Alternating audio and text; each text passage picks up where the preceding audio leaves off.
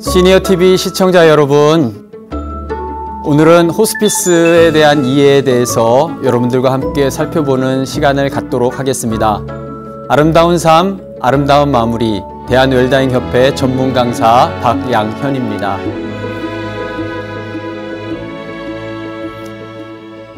두 시간에 걸쳐서 호스피스에 대해서 살펴보게 될 텐데요. 첫 시간은 호스피스 완화의료의 이론에 대해서, 그리고 둘째 시간은 호스피스 완화의료의 실제에 대해서 여러분들과 함께 살펴보도록 하겠습니다. 우리나라에서 시행되고 있는 호스피스 교육은 크게 세 가지가 있는데요. 첫 번째는 호스피스 완화의료 전문 인력을 위한 표준 교육입니다. 의사, 간호사, 사회복지사 1급이 반드시 해야 되는 교육인데요. 이론 40시간, 실무 20시간, 총 60시간의 시간을 통해서 호스피스 전반에 걸쳐서 교육이 진행이 됩니다. 두 번째는 호스피스 완화의료 보조활동 인력 교육인데요. 여러분들이 알고 있는 것처럼 호스피스 병동에서 간병인 역할을 하고 있는 분들을 위한 교육입니다. 이론 20시간, 실습 20시간, 총 40시간에 걸쳐서 교육이 진행이 되고, 또한 그 교육을 통해서 또 호스피스의 환자분들을 돕는 거죠. 그리고 세 번째는 호스피스 자원봉사자 교육인데요. 호스피스 병동에서 봉사하고자 하는 분들이 요즘 많습니다. 그분들이 기본교육을 통해서 또 보수교육을 통해서 호스피스 환자분들 또 가족분들을 섬기게 되는 것입니다. 이렇게 세 가지 호스피스 교육이 지금 진행되고 있고요. 또 그 외에도 다양한 웰다잉 협회 교육을 통해서 호스피스에 대해서 아직 잘 모르는 분들이 여전히 많기 때문에 그분들을 위해서 호스피스 교육을 짧게 좀 길게 진행하고 있습니다. 시청자 여러분들을 위해서 저희 대한웰다잉 협회에서도 호스피스 교육을 통해서 여러분들의 호스피스에 대한 기본적인 이해를 충분히 할 수 있도록 이 시간을 마련했습니다. 저는 호스피스 병동에 한 7년 정도 영적 돌봄을 담당하고 있는데요. 그 영적 돌봄을 통해서 우리 많은 환자분들을 만나게 됩니다.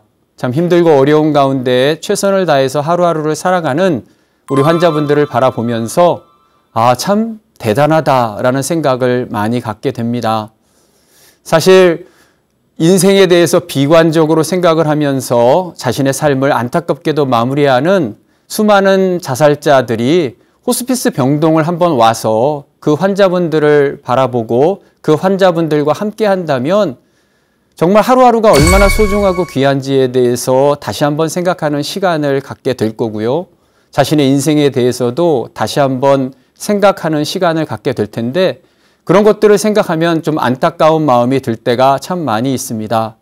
아까 말씀드렸듯이 호스피스 표준 교육은 이론 교육만 40시간이기 때문에 40개의 다양한 주제에 걸쳐서 많은 교육들을 진행하고 있죠. 호스피스 완화의료 이해라든지 호스피스 완화의료팀에 대해서, 또 죽음의 철학적인 이해에 대해서, 그리고 암의 이해나 다양한 효율적인 의사소통에 대해서도, 그리고 다양한 증상에 대해서 교육을 통해서 전반적으로 알 수 있도록 교육이 진행되고 있습니다. 암에 대해서 여러분들이 지금은 잘 알고 계시죠. 갑자기 속이 좋지 않고 살이 빠지는 겁니다. 그리고 눈에 좀 황달기가 있는 것 같아요. 그래서 병원을 찾아가서 검사를 했는데 의사 선생님의 표정이 좋지 않습니다. 그리고 놀라지 말고 들으세요. 그러면서 지금 상태가 좋지 않습니다. 간암 말기입니다. 이런 말을 하는 겁니다. 이런 말을 듣는다면 여러분들은 어떤 생각이 들겠어요? 간암 말기. 간암은 침묵의 장기라고도 하죠. 말기라는 소리를 듣게 되면 충격을 받게 될 것입니다. 사실 암 진단을 받게 되면요, 말기가 아니라 2기, 3기, 때로는 초기 진단을 받게 되면 수술이나 항암이나 방사선을 통해서 얼마든지 완치가 가능하겠지만 일단은 4기가 됐다 하게 되면 여러 몸에 암이 퍼져 있는 상태로 진단을 받는 것이기 때문에 사실은 완치는 어려운 상황입니다. 특히 말기라고 한다면 4기와는 좀 다른 상황이기 때문에 수술이나 방사선이나 항암을 통해서 이 적극적인 치료가 더 이상 효과가 없기 때문에 수개월 내에 사망할 것으로 예상되는 상태라는 거죠. 그렇기 때문에 말기암 진단을 받게 되면 앞으로 내 인생을 어떻게 아름답게 정리할 것인가에 대해서 생각을 해야 되지만 현실은 그렇지 않습니다. 어떻게 하든 살기 위해서 항암을 하게 되는 거죠. 그래서 항암을 끊임없이 하면서 결국은 항암을 받다가 인생을 마무리하는 분들을 저는 여럿 봤습니다. 너무나 안타까운 상황이죠.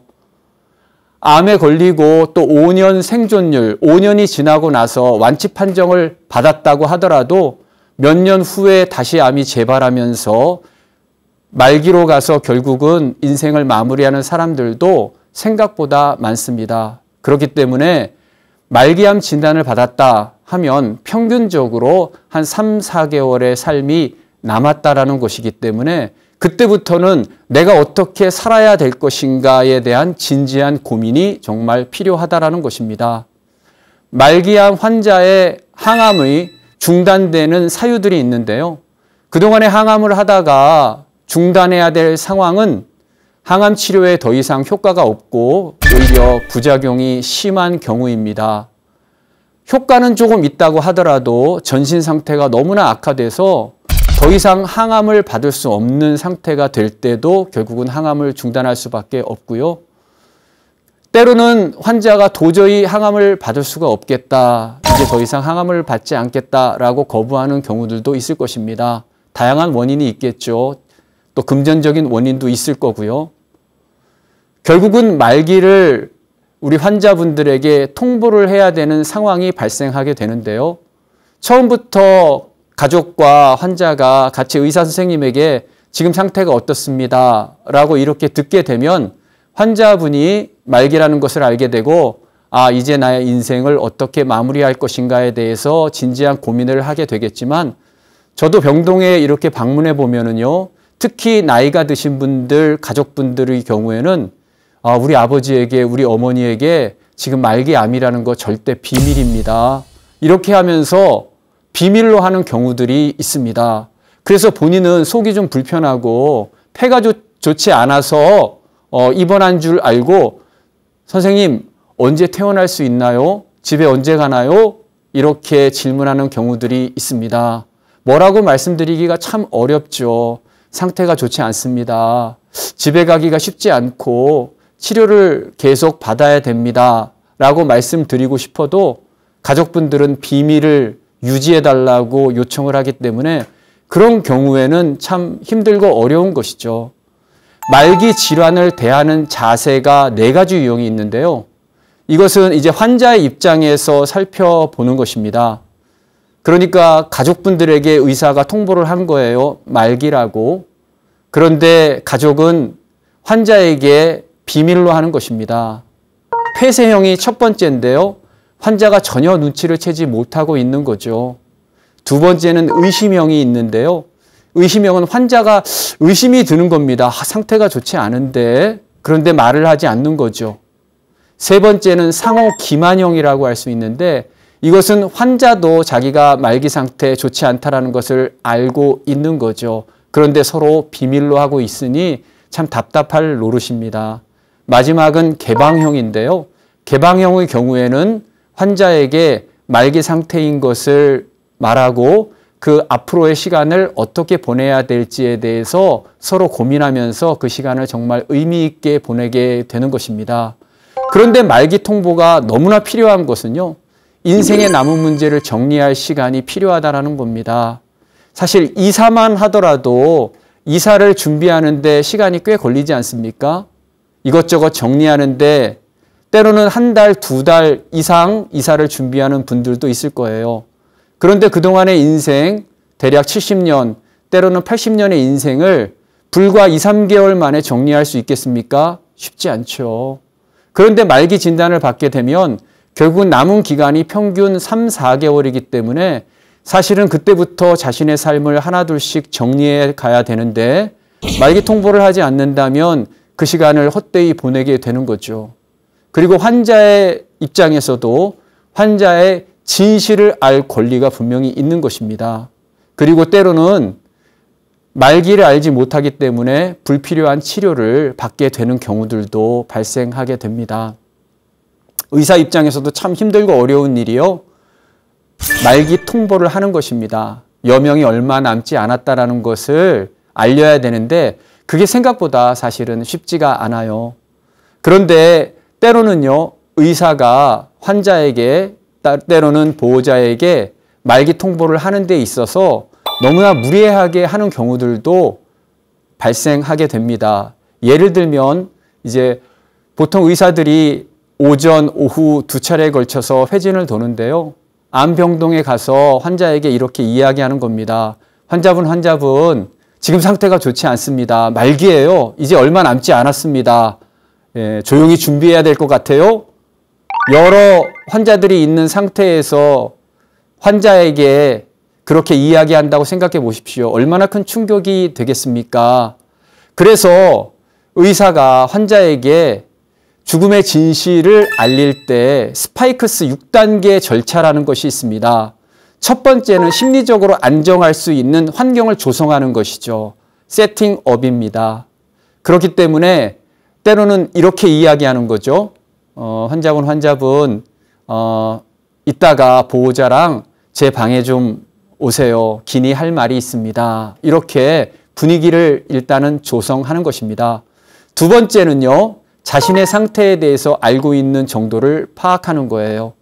그래서 환자분이 보호자분과 같이 자기 방에 왔을 때 일단은 환자분 지금 상태가 어떠신 것 같아요? 본인이 몸 상태가 어떻습니까? 라고 이렇게 질문을 하면서 그 사람이 자신의 상태가 어떤지를 파악하는 것입니다. 그리고 세 번째는 환자가 무엇을 알고 있는지를 정확하게 파악하는 것이죠. 그래요. 지금 상태가 어떻다고 생각합니까? 구체적으로 어떤 문제가 있는지 말씀해 주시겠어요? 이런 식으로 환자가 무엇을 알고자 하는지를 파악하는 것입니다. 네 번째는 환자의 상태에 대해서 알기 쉽게 설명을 하는 거죠. 예, 맞아요. 지금 상태가 사실은 좋지 않습니다. 지금 환자분 상태가 여차저차해서 이렇습니다. 지금 상태가 좋지 않고 여명이 얼마 남지 않은 것 같아요. 다섯 번째는 충분히 공감하고 감싸주는 것이죠. 환자분 참 힘들고 어렵고 여명이 얼마 남지 않았지만 그래도 저희들은 최선을 다할 겁니다.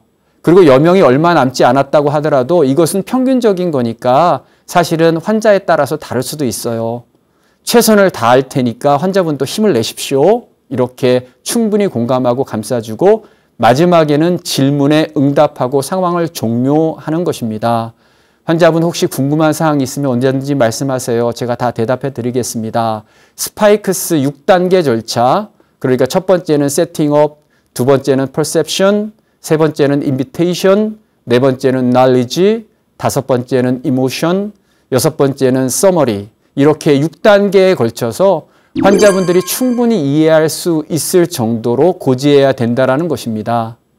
말기 환자들은요, 단지 더 이상 치료 방법이 없는 절망에 빠진 사람들이 아니라 그들만의 소중하고 존엄한 시간을 보낼 권리가 있는 존중받아야 될 사람이라는 것을 우리는 분명히 기억해야 할 것입니다. 치료 중심 의료와 완화 의료는 분명한 차이가 있습니다. 치료 중심 의료는요, 죽음을 부정하고 생명 연장을 강조합니다. 그리고요, 대상으로는 초기에 완치가 가능하거나 치료가 진행 중인 환자들이고요. 치료의 초점은 질병의 원인을 제거하고 진행을 억제하는 거죠. 그렇기 때문에 수술이나 항암이나 방사선을 통해서 최선의 치료를 다하는 것이고 의료진의 역할이 굉장히 중요하게 됩니다. 물론 의사결정 과정도 의사가 주도적으로 진행을 하게 되는 것이죠. 그런데 완화의료는 좀 포인트가 다릅니다. 완화의료는 죽음을 수용을 하고 삶의 질을 강조하게 됩니다. 그렇기 때문에 목적은요, 삶의 질을 향상시키고 또 증상 관리를 하고 심리적으로 또 영적으로 지지를 하게 되는 거죠. 대상은 말기 질환자고 완치가 불가능한 환자입니다. 치료의 초점은 완치가 아니라 통증이나 불편함, 그리고 정서적으로 또 영적인 요구를 잘 관리하고 지지하는 거죠. 그리고 의사결정 과정도요, 의사가 중심이 아니라 환자 중심, 가족과의 협력을 강조하는 것입니다. 완치를 목적으로 했던 환자분이 상태가 좋지 않게 되면 이제 결국 완화로 나아갈 수밖에 없죠. 그런데 완치에서 완화로 나아가는 것이 결코 쉬운 것이 아닙니다. 저희 병원만 하더라도요, 호스피스 병동은 3층이고 4층부터 8층까지가 일반 병동입니다. 일반 병동에서 암 환자분들이 수술, 항암, 방사선을 통해서 적극적인 치료를 하다가 결국은 상태가 좋지 않게 되면, 말기 상태가 되면 결국은 이제는 완화로 치료로 나아가게 되는데요. 4층에 있는 환자가 한 층만 내려오면 호스피스 병동이지만 사실 그 한 층이 너무나 멀게 느껴지는 경우가 있습니다. 사전연명 의료 의향서가 이제는 많은 국민들이 알게 돼서 많은 분들이 사전연명 의료 의향서를 작성하고 있는데요. 19세 이상의 성인이면 누구나 사전연명 의료 의향서를 작성할 수 있습니다. 그런데 말기 환자나 임종 과정에 있는 환자의 경우에는 의료기관 윤리위원회가 설치 등록된 의료기관에서 본인이 직접 담당 의사로부터 필수 사항에 대해서 충분히 설명을 듣고 그 내용을 이해한 후에 연명의료계획서를 작성할 수 있습니다. 사전연명의료의향서를 작성하지 않더라도 연명의료계획서를 작성하게 되면 무의미한 연명의료를 받지 않아도 되게 되는 거죠. 어떻게 인생을 마무리할 것인가, 이것은 너무나 중요한 문제입니다. 특히 해피엔딩 할 수 있는 인생이 참 아름다운 인생이라고 할 수 있는데요. 저도 주변에 많은 환자분들을 바라보게 되면 너무나 안타까운 모습을 보게 됩니다. 항암을 하고 적극적인 치료를 끊임없이 하다가 결국은 호스피스 완화의료 병동에서 삶을 아름답게 마무리해야 됨에도 불구하고 그러지 못하고 계속 치료를 하다가 결국은 중환자실에 들어가게 됩니다. 중환자실은 수술을 통해서 다시 회복되어야 되는 환자분들 입장에서는 중환자실이 의미가 있겠지만 사실은 지금 더 이상 인생을 계속 유지할 수 없는 분들, 인생을 마무리해야 될 분들에게 중환자실은 무의미할 경우가 많이 있는 거죠. 너무나 고통스러운 시간을 보내게 되고 그렇게 인생을 마무리한다는 것은 본인에게도 또 가족에게도 너무나 안타까운 일일 것입니다. 오히려 자신의 삶을 아름답게 마무리하기 위해서 이제는 치료 중심의 상황이 아니라 이제는 완화 중심으로 호스피스 완화의료 병동에서 나의 삶을 마무리해야 되겠다라고 생각을 하고 호스피스 병동에 들어오게 되면은요, 오히려 몸 상태가 더 좋아지고 오히려 인생이 더욱더 행복해지는 경우들을 저는 많이 보게 되었습니다. 자, 그렇다면 호스피스란 무엇일까요? 호스피스는 죽음을 앞둔 말기 환자와 그 가족을 사랑으로 돌보는 행위로서 환자가 여생 동안 인간으로서의 존엄과 높은 삶의 질을 유지하면서 삶의 마지막 순간을 평안하게 맞이하도록 신체적으로, 정서적으로, 사회적으로, 영적으로 도우며 사별가족의 고통과 슬픔을 경감시키기 위한 총체적인 돌봄이라고 할 수 있습니다. 그렇기 때문에 호스피스의 대상은요, 환자뿐만이 아니라 그 가족인 거죠. 그리고 삶의 질이 굉장히 중요한 것입니다. 그리고 총체적으로 돌본다라는 것이 호스피스의 특징이라고 할 수 있습니다. 그렇다면 호스피스의 유래를 살펴보게 되면은요, 호스피스는 원래 중세 유럽에서 순례자들에게 숙박을 제공했던 곳을 의미하는데요. 그런 여행자가 병이나 건강상의 이유로 여행을 떠날 수 없게 되었을 때 그곳에서 치료와 간호를 받게 되는데요. 이러한 수용시설 전반을 호스피스라고 부르게 되었습니다. 호스피스라는 명칭은요, 라틴어에서 유래되었는데 호스페스, 손님이라는 뜻과 호스피티움, 환대, 숙소라는 뜻이 복합적으로 작용된 뜻이라고 할 수 있습니다. 호스피스에 대해서 많은 사람들이 부정적인 생각을 여전히 가지고 있는 분들이 있는 것 같아요. 호스피스는 죽음을 기다리는 곳, 죽으러 가는 곳 아니냐 이렇게 생각을 하는데 결코 그렇지 않습니다. 호스피스는 품위 있는 죽음을 준비하는 곳이라고 할 수 있습니다. 브라질의 유명한 소설가, 연금술사로 여러분들이 잘 아실 텐데요. 파울로 코엘료라는 작가가 있습니다. 알레프라는 소설에서 아름다운 호스피스에 대해서 우리들에게 생각해 볼 만한 내용을 적어놨는데요. 여러분들에게 소개하고자 합니다. 여러분들 잘 들어보세요. 축복을 뿌려요. 숨을 깊이 들이마시고 공기 중에 있는 모든 축복이 당신의 몸속으로 들어와 세포 하나하나에 퍼지기를 기원하세요. 그리고 천천히 숨을 내쉬면서 당신 주위로 많은 기쁨과 많은 평화를 뿌려요. 이렇게 10번을 반복합니다. 그러면 자신을 치유하고 동시에 세상을 치유하는 데 일조할 겁니다. 참 아름다운 내용 아닙니까? 숨을 들이마시고 숨을 내쉬는 것, 이게 별거 아닌 것 같아도 의미를 부여하게 되면 참 깊은 의미가 있다는 것을 생각하게 되죠. 아마도 1996년이라고 생각이 되는데요. 인도의 캘커타, 지금은 콜카타라고 하죠. 캘커타로 의료봉사를 갔다 왔던 기억이 있습니다. 인도 캘커타에 유명한 두 곳이 있는데요. 하나는 인도인들이 많이 숭배하는 깔리 신전이 그곳에 있고요. 또 하나는 마더 테레사 수녀가 설립한 죽음을 기다리는 집이라는 곳이 있습니다. 죽음을 기다리는 집은요, 1952년 마더 테레사가 설립을 했는데요. 순수한 마음의 집이라는 뜻입니다. 인도는 힌두교를 믿지 않습니까? 그렇기 때문에 윤회 사상이 있는 거죠. 하루는요, 마더 테레사가 캘커타 지역을 이렇게 다니다 보니까 행여 환자들, 즉 거리에 그냥 널브러져 있는 환자들을 발견하게 된 거예요. 가서 이러고 있으면 안 됩니다. 왜 그러세요? 갈 곳도 없고 이곳에서 저는 이렇게 죽으렵니다. 왜냐하면 그들은 힘들고 어렵게 고통 가운데 인생을 마무리하게 되면 다음에는 멋진 인생을 살 것이다라는 생각을 가지고 있기 때문이죠.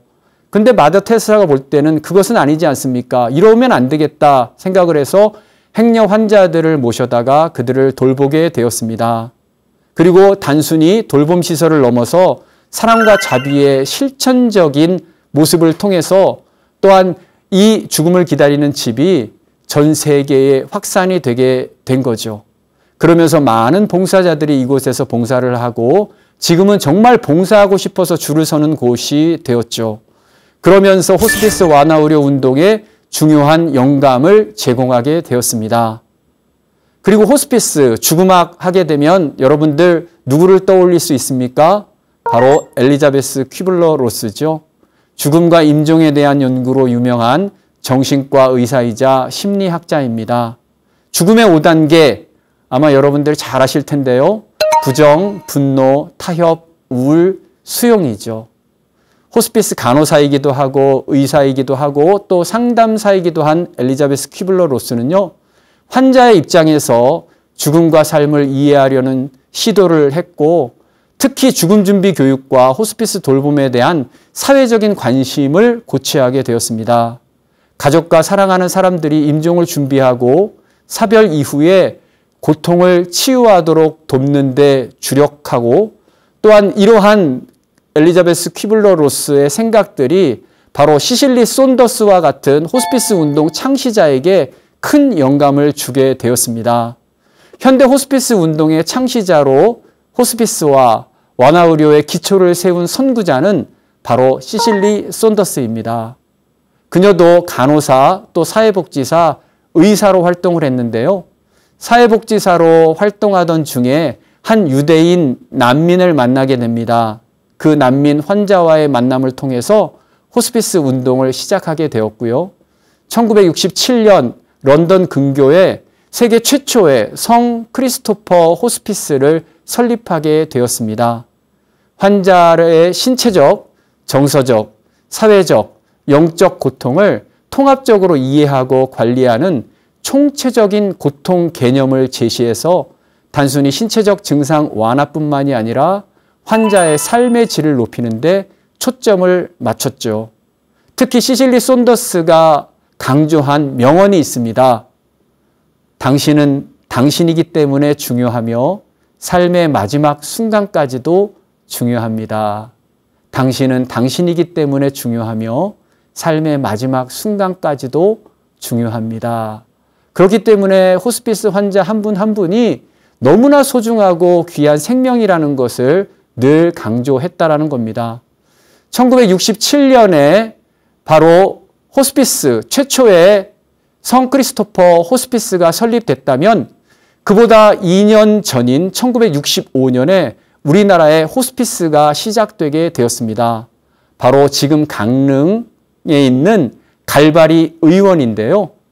호주의 마리아의 작은 자매회에 2명의 수녀가 오게 되면서 그때 말기 환자분들을 바라보면서 너무나 안타까운 마음 가운데 그들을 돌보게 되면서 시작된 것이 우리나라 호스피스의 시작이라고 할 수 있습니다. 갈바리 의원은 지금도 굉장히 유명하죠. 2013년도 EBS 명의 아름다운 이별을 위해서, 그리고 KBS 1 TV 파노라마 블루베일의 시간의 방영을 통해서 갈바리 의원이 얼마나 호스피스 환자분들을 사랑으로 잘 섬기는지에 대해서 많은 분들이 감동을 받게 되었습니다. 그렇다면 호스피스 완화 의료란 무엇일까요? 생명을 위협하는 질환을 가진 환자의 신체적인 증상을 적극적으로 조절하고 환자와 가족의 정서적, 사회적, 영적 어려움을 돕기 위해서 의사, 간호사, 사회복지사 등으로 이루어진 호스피스 완화 의료 전문가가 다학제 팀을 이루어서 환자와 가족의 고통을 경감시키고 삶의 질을 향상시키는 것을 목표로 하는 의료 서비스, 그것이 바로 호스피스 완화 의료라고 할 수 있습니다. 그런데 많은 사람들이 호스피스 완화 의료를 오해하고 있는 것 같아요.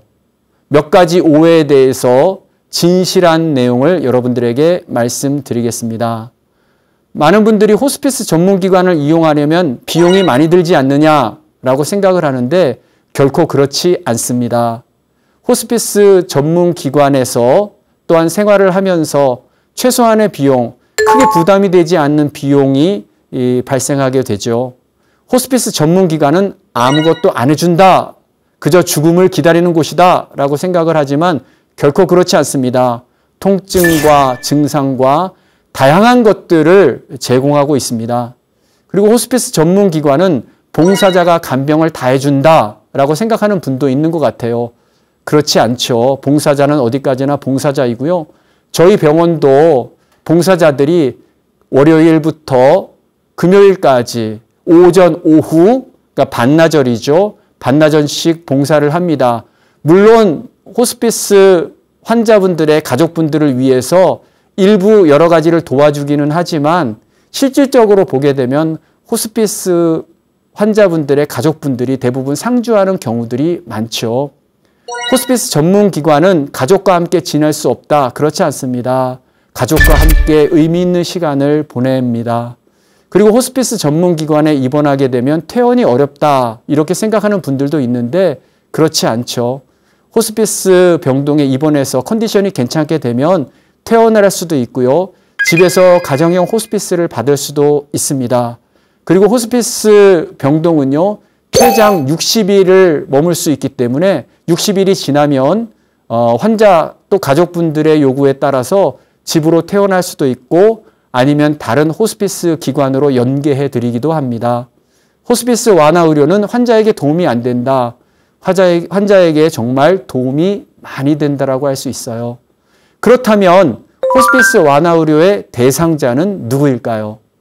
연명의료 결정법에 따라서 담당 의사와 해당 분야의 전문의 한 명으로부터 임종 과정에 있다는 의학적인 판단을 받은 환자입니다. 그리고 수개월 이내에 사망할 것으로 예상되는 진단을 받은 말기 환자가 바로 호스피스 완화 의료의 대상입니다. 호스피스 완화 의료 팀은 크게 6명으로 구성된다. 분들이 서로 협력해서 다학제 팀을 이루고 있는데요. 첫 번째는 의사입니다. 전반적으로 우리 환자분들의 건강을 돌보고 있죠. 그리고 두 번째는 간호사입니다. 사실 간호사가 정말 많은 역할을 감당하고 있습니다. 세 번째는 사회복지사죠. 환자분의 여러 가지 상황들, 불편한 분들을 잘 돕고 있죠.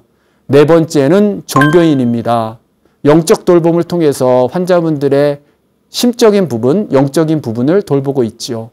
다섯 번째는 전문 치료사입니다. 음악 치료를 통해서 때로는 원예 치료, 미술 치료, 다양한 요법을 통해서 우리 환자분들을 돕고 있죠.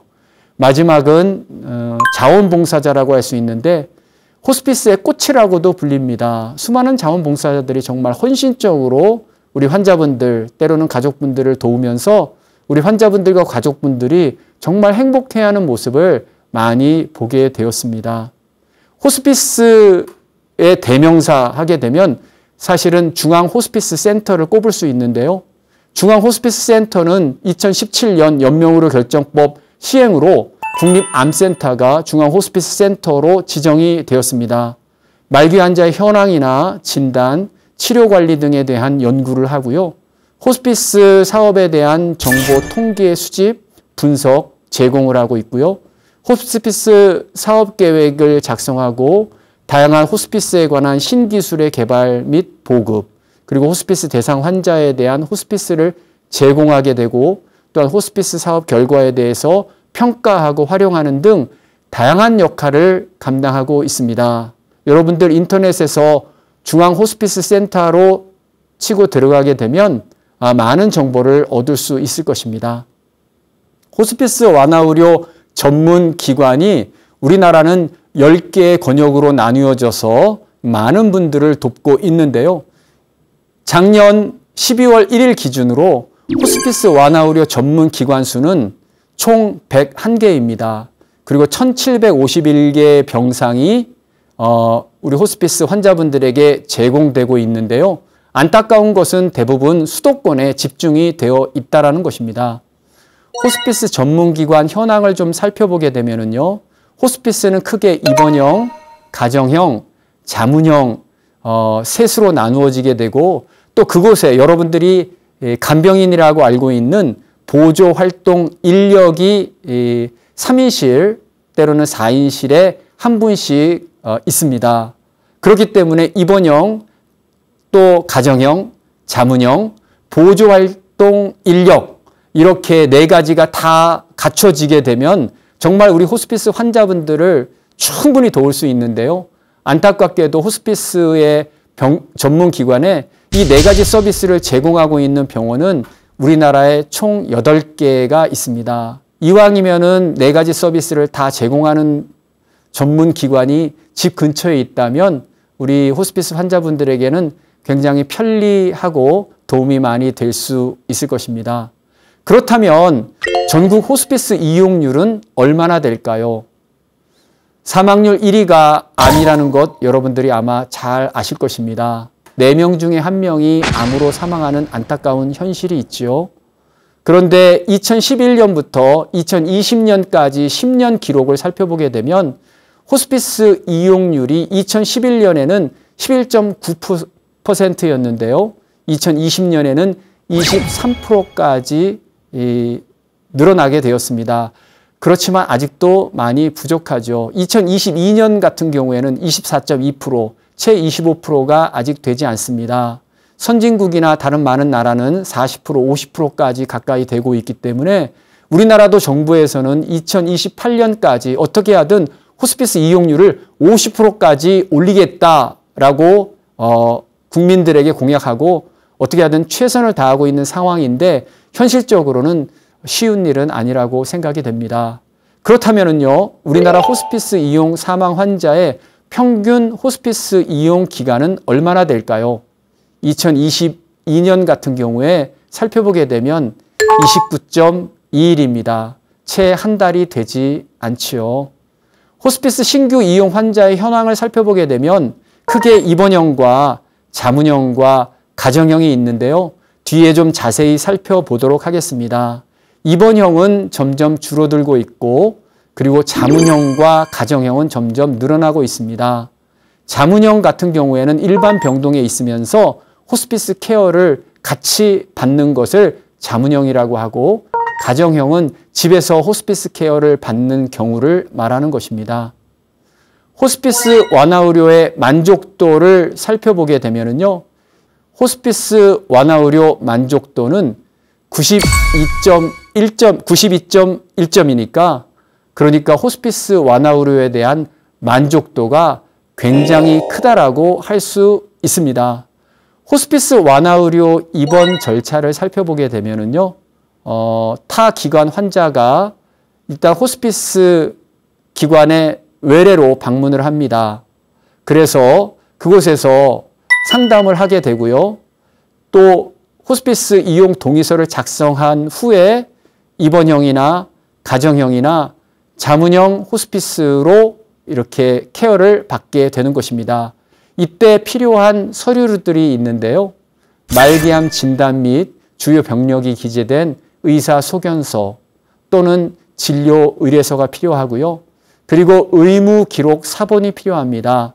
최근 검사 결과 그리고 최근 약 처방 내역 이런 것이 필요하고요.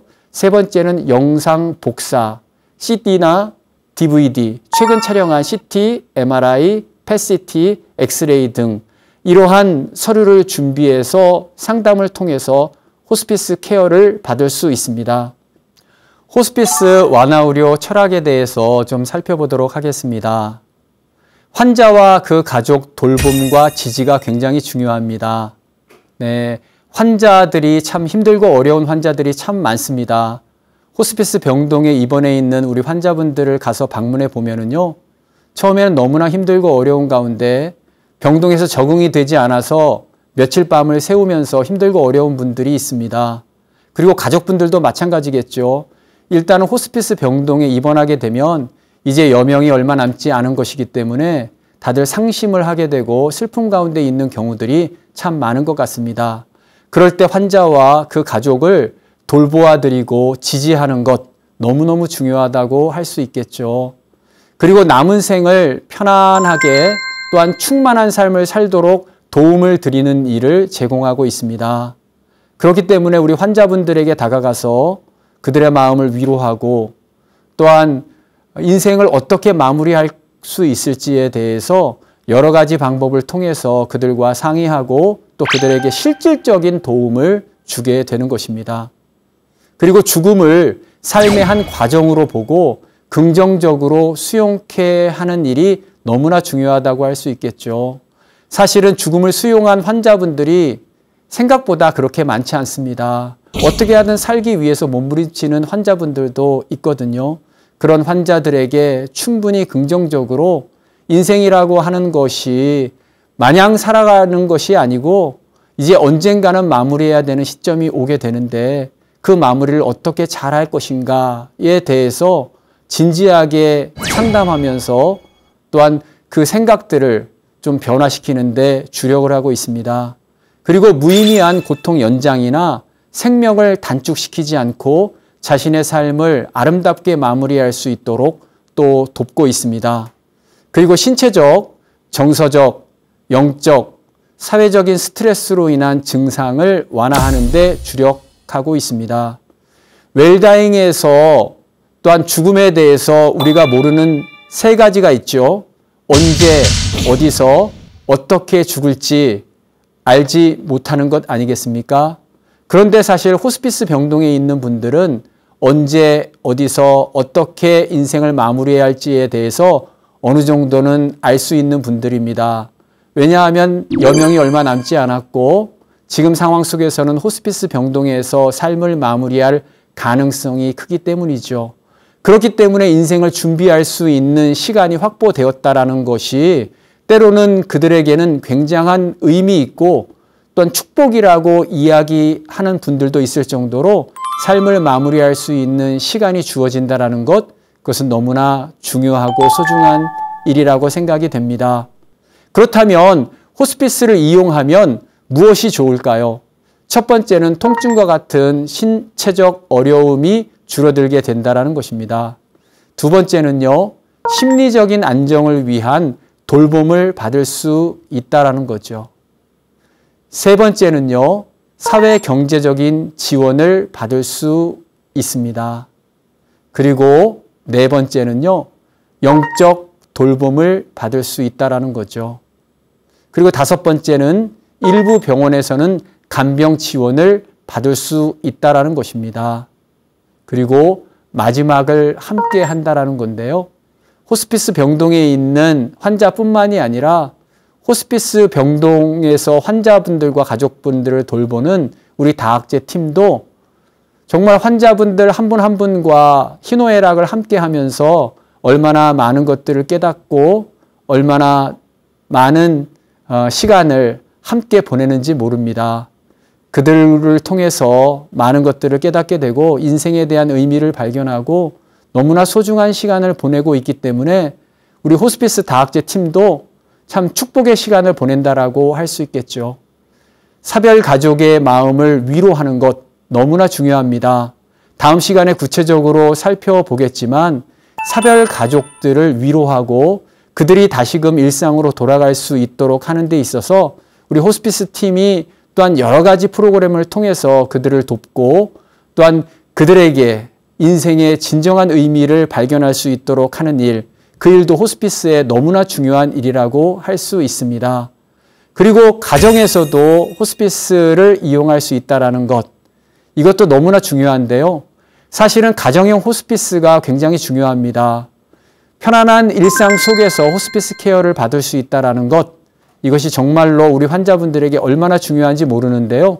아직까지도 가정형 호스피스를 받으면서 결국 인생의 마무리를 가정에서 하는 경우가 극히 부족하기 때문에 사실은 가정형 호스피스가 조금 더 활발해지고 가정형 호스피스를 통해서 또한 친근한 집에서 인생을 사랑하는 사람과 아름답게 마무리할 수 있는 것, 이것이 너무나 중요한 부분이라고 생각이 됩니다. 시청자 여러분, 첫 시간을 통해서 우리는 호스피스의 이론에 대해서 살펴보았다면 다음 시간을 통해서는 조금 더 구체적이고 실제적인 내용을 살펴보고자 합니다. 감사합니다.